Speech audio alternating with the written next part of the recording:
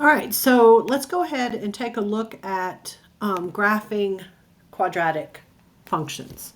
All right, so here's a problem where we're being asked to just match each graph with its function, with the equation for it. So on these, what you want to think about is how when a function is in vertex form, so when you've got your equation in the form, could be some number, right?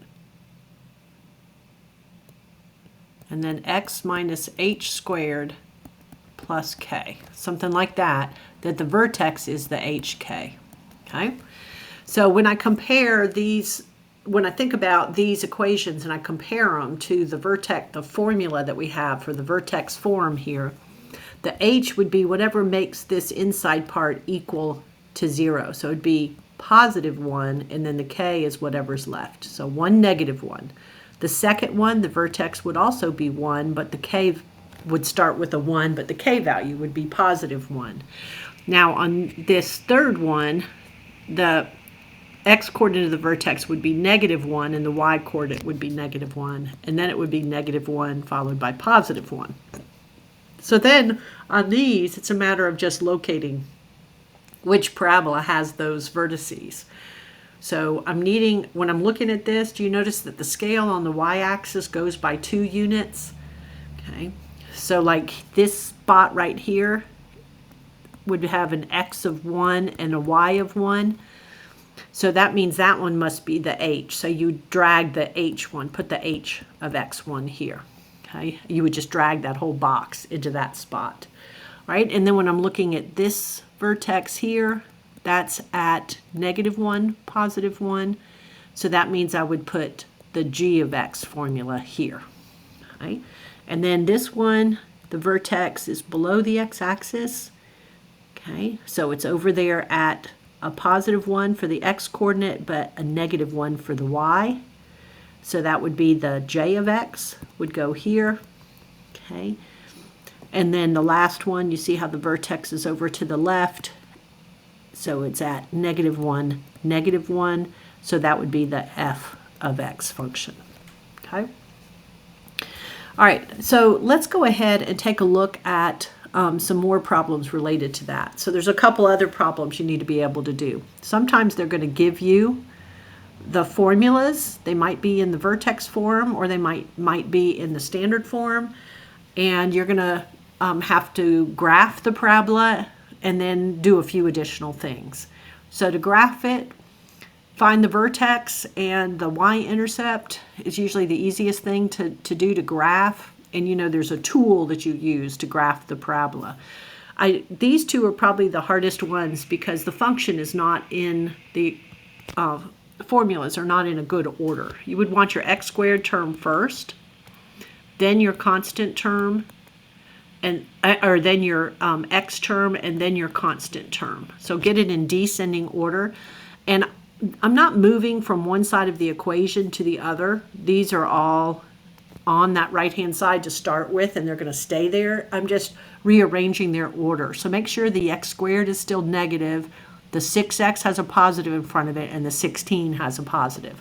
So that's equivalent to what I had to start with. If something's in that form, then to get the vertex, I'm going to do negative b over 2a. Okay, so the opposite of 6 over 2 times a negative 1. Okay, that's going to give me a negative 6 over a negative 2, which is positive 3.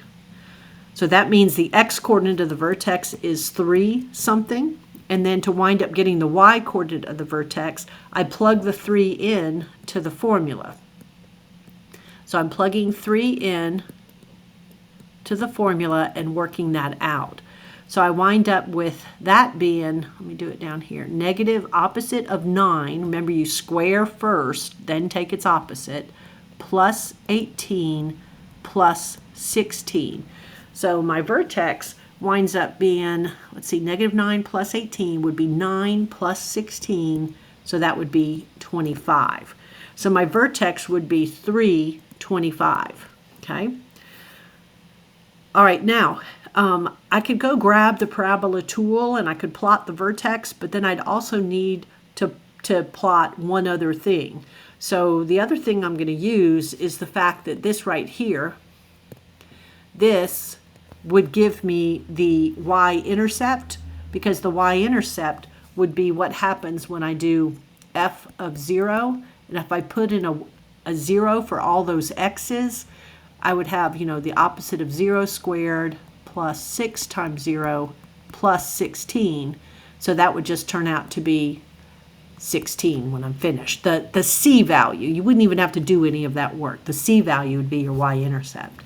Okay, so what I know is that it has a y-intercept at 16, crosses the y-axis there, and then I could plot my vertex, which is positive 3, 25, so go to 3 and up to 25. 25 would be there. And the parabola tool, let me do it in the correct order. When you use the parabola tool, you actually have to plot the vertex first, then you go to your other point, which they suggest using an intercept, and it'll automatically get the width that you need. It'll automatically make that U, and it'll know that it has to be opening down. We knew it had to open down, but the tool can figure that out. So you do this first, the vertex first, then you plot your y-intercept, right? So the vertex first, then go to the y-intercept.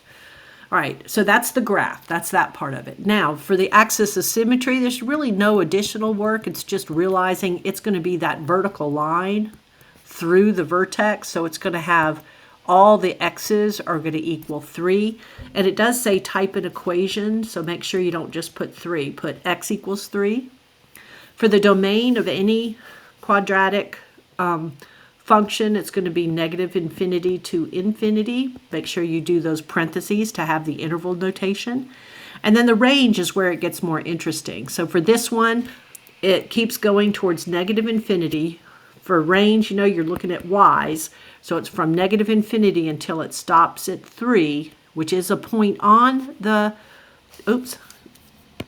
stops at 25, should have done the y coordinates. And the vertex is a point on the parabola, so make sure you do a bracket on that, okay?